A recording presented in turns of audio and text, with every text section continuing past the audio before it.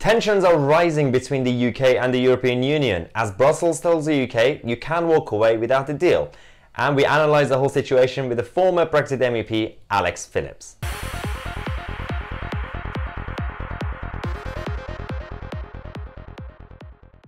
Hello everyone and welcome to today's show. As you know, today is the final day, the deadline that David Frost and Boris Johnson have set for the European Union. They told us that today the UK will walk away from the negotiations unless the European Union back down on the red lines and demands. But the European Union haven't moved from their position.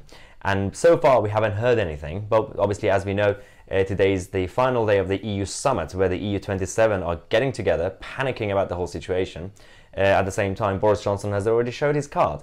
So the latest update we have is that actually the European Union are daring the UK to walk away from the talks. The EU leaders risk a no-deal Brexit by daring Boris Johnson to follow through with his threat to walk away, obviously, from the talks. Now, we also have a situation where, despite all this, David Frost has said that he still believes that an actual trade deal can be done in the next 2 weeks. This is coming at a time when major European businesses and obviously big corporations in Europe, countries like France, Italy and Germany, are urging the European Union and the Eurocrats in Brussels to actually stop this game and sign a free trade agreement. And that's why we're joined by the former Brexit MEP Alex Phillips to discuss this. Welcome to the show, Alex. How are you? Yeah, good. How are you doing? Yeah, not bad, thanks. Busy few days? Kind of busy, yeah. You know, trying to. I haven't seen you for ages. Yeah, definitely not 2 days ago. Definitely 2 days ago. You guys definitely did not see us on Twitter drinking. No, it's weird because obviously you're now in London this week, and you were on Talk Radio talking about obviously Brexit and the latest updates. You have some experience in the European Parliament. Yeah. How do you think is it all looking? So one thing that what people need to understand to demystify this, there are big top lines that haven't been agreed on, and actually what we're seeing is, despite the EU talking the talk and you know being the bully boy that they like to be, and saying to Boris, "Well, go on then, walk away if you think you're hard enough." They've actually lost cohesion in their own caucus. Basically, what you've got is Emmanuel Macron saying, France won't accept any sort of deal you do with the UK unless we still get to fish in UK waters. There's even talk about France challenging or suing the UK in courts and trying to claim historical rights to our waters, which I don't know. We once owned Calais. We could dig that one back up for, you know, for the fun of it. But what you're seeing is the cohesion where the EU have put a united front on, all behind Barnier, is now falling apart when member states. Germany, I think, is a bit more sanguine about our future relationship with the EU, realising that, okay, you know, it's not going to impact too much on Germany as a big manufacturing hub, whereas other exporters, producers, suppliers, importers have their own particular skin in the game. But behind the scenes, a lot will have already been done by the apparatchiks, by the mandarins, by the negotiators, because trade agreements are reams and reams and reams and reams of paper. It's not just sit down in the afternoon. Can you fish? No. Can you prop up your car manufacturing? Yes. Or you know, there are those sort of top line horse trading. But behind the scenes, there's a lot of legal detail to sort out, and I'm absolutely confident that mandarins will have done that. What I'm not confident about is how much of that stuff is going to be in the UK's favour. If you look at the withdrawal agreement, it's essentially a text where every page of that document works in the EU's favours. Of course, it was essentially created by Ollie Robbins, who was an EU federalist, not the person you'd want to go out batting for you when you're trying to claim sovereignty. But we're shackled into that. The EU have been negotiating in bad faith. They've been colluding with hostile partners and anti-Brexiteers in our own parliament. They've been colluding geopolitically with Democrats in America to come up with a threat that a change of administration there would see us bottom of the pile to do a trade negotiation with the US, which is frankly ridiculous. And so the EU are really turning up the pressure. And if we were going to go with no deal, ask yourself this: we could have done it ages ago. We could have done it 4 years ago. Yeah. We could have done it 3 years ago. We could have done it last month. We could have done it at any point of any of these other deadlines. And actually what we should have done from the beginning is say our ambition is just to leave, pure and simple, cauterize entirely all the bonds and set about reprogramming ourselves in a bespoke fashion as an entirely independent nation. And we could have made that intention clear, and for the last however many years been working towards putting the infrastructure for that in place. We're now in a situation where by law we don't actually leave the EU really until the 31st of December when transition ends, but that's not very far away now. No. And we don't know whether there's going to be border checks. We don't know whether we're going to be fishing our own waters. If we are, where's our fleet? We don't have a big British owned fleet. No. We have access to the waters and the boats. We don't have the boats to fish. So this is what makes me very suspicious about when you hear all of this noise and choreographed hullabaloo essentially playing to the audience from both sides about tough negotiations. The damage has been done. Most of what I think we're going to see actualise is in that political declaration, which was the appendage to the withdrawal agreement, which went into statute, international law. It became an international treaty.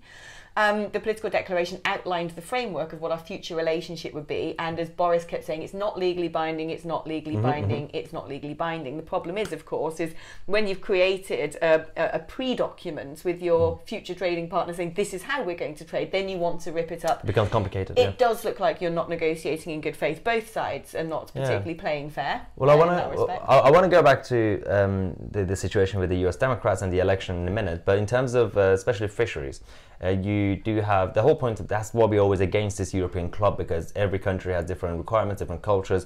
So you've got the non-coastal countries, for them the fisheries and the English Channel, for example, is not a priority, including even Germany.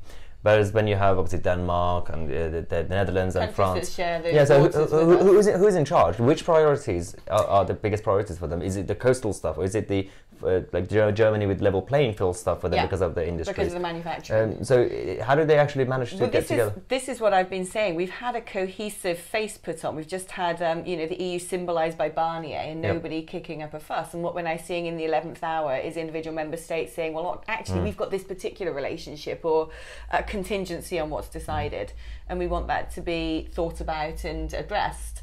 When it comes to the EU, the bigger your economy, the bigger your clout, and we know that the EU is essentially run by Macron and Merkel. And for Macron especially, facing elections next year, he's not going to want to see to have conceded anything, and he is very much the Europhiles pin-up. You know, he is Mr. EU solidarity himself. And for us, fishing has come to symbolise, I suppose, the very heart of Brexit. It's the sort of very definition of, it being an independent island nation, and so it's very symbolic. In terms of GDP, fishing isn't a huge one for us. It's not necessarily, when it comes to fisheries, you're right, it's not necessarily just about the industry. Obviously, the UK fishermen matters a lot, it's like their livelihoods, but in terms of symbolically, it's part of the take back control of our borders, because it's the territory and it's part of our country. That's the thing. Yeah, it's a very symbolic issue, but also, of course, when you look at the contribution fishing currently makes to the UK economy, it's not a real measure of the potential impact of as opposed to the financial sector, for example. So much of our fishing at the moment is essentially controlled by foreign-owned vessels anyway, but if we were to develop a British fleet and fish our own waters as an island nation, then yes, it could actually create many, many jobs. It brings us to the whole concept of, they are saying that, in terms of their trade deal, they could still agree to something in the next couple of weeks or in the next month or so, but we know that if there's a trade deal agreed, especially the way the European Union operate, the negotiations will still go on for years and years in terms of the details. They'll obviously agree to the skeleton version and they'll go on, which means the America as a big player still obviously matters, because the election's coming up. You've got Donald Trump and you've got Joe Biden, and we know now that the Democrats and Joe Biden are closer to the EU in terms of the cause, and they don't really care. They're the wrong type of globalists, where they're just like, oh, big institutions, we're just going to go with them. Donald Trump, with all his flaws, some good policies, some bad policies, probably a better idea for us when it comes to using him as a leverage against the EU? Certainly, look, what you're getting at the moment it's being slightly distorted because there are American elections, and you'd be amazed how many Democrat presidents suddenly find themselves having Irish heritage during election time. It's quite remarkable. I remember they all become Irish, Obama made claims to coming from Moneygall, and I'm like, really? I think it's kind of more Kenya, but whatever. And Joe Biden's been handing out leaflets in all of the sort of very Catholic voting states, a handwritten letter by a nun apparently, and they all sort of come together, and the Irish have their axe to grind when it comes to the UK, and it all gets distorted. The geopolitics gets distorted through the lens of electioneering. I think that when an administration's in place and then we actually look at the bare facts and figures of shall we do a trade deal or not, well, America's our biggest trading partner. And it makes no sense, considering our special relationship, that we don't have enshrined some sort of free trade agreement. It's almost baffling to think that it's just a handshake agreement. America and us don't have anything set in place already. So I think it would happen under whichever administration, because at the end of the day, it isn't really politics and governments who do trade and who do deals. It's business. And businesses will want to see that followed through. So I don't think we should take those threats too seriously. But what I quite like about Donald Trump being at the helm is he actually wants to get that trade deal pushed through quickly to almost make a geopolitical point. And like you're saying, where you've got these sort of two schools, the left and the right, and the sort of EU protectionism within the concept of globalism, and the new world order, if you will, that's emerging in a sort of more right-wing populist constellation of leaders. I think Trump wants to, you know, chalk up a victory and say, yeah, you left the EU and we got the you know, big trade deal with them. So with Trump at the helm, I would feel more confident that those negotiations and processes would be expedited. But I wouldn't worry too much about these threats coming from the Democrats about pushing us to the back of the queue. They talk a lot. Yeah, that's true. Well, no, as we mentioned, we'll find out hopefully by the end of tonight, the EU summit, what's going to happen. This was definitely a helpful conversation, discussion. Hopefully it was useful for you guys as well to find out more about what's been happening. Oh, and where can people find you? On Twitter? What are you on? I'm very easy. I'm Brexit Alex. Brexit Alex. I'll put it on the screen. That's my handle on Twitter and Insta. I don't really put things on Instagram other than my cat from time to time, so don't bother going there. And do you have any upcoming plans, anything, projects or anything? I'm busy working away doing my political commentary across various platforms and scheming geopolitical things in Africa and all sorts. You know, I want to go and mess about on the African continent very often. And yeah, lots of exciting projects for 2021. But frankly, 2020 is a write-off, isn't it? I'm just going to see it out now until New Year. And actually, we thought this whole Brexit stuff as a debate is going to be over. Well, not fully over, but I think the battle in terms of grassroots, we have to continue. Tomorrow, I'm actually launching a new grassroots campaign for you guys. So stay tuned. Subscribe to the channel. We have a daily show at 5:45 p.m. every day and 8 p.m. every night. Any last few words? Let's just GTFO already. It's been 4 years. It was very simple what we wanted, which was just to run ourselves. It's been in the German press that the EU have basically said, oh, well, if you think you're going to do a deal with us and have sovereignty, you're in cloud cuckoo land. We knew that from the beginning. This is not fresh information to Brexiteers, nor to our negotiators. What the hell are we doing still buggering about in those talks? On that note, thanks for watching. I'm Tousi, and I'll see you guys in the next video.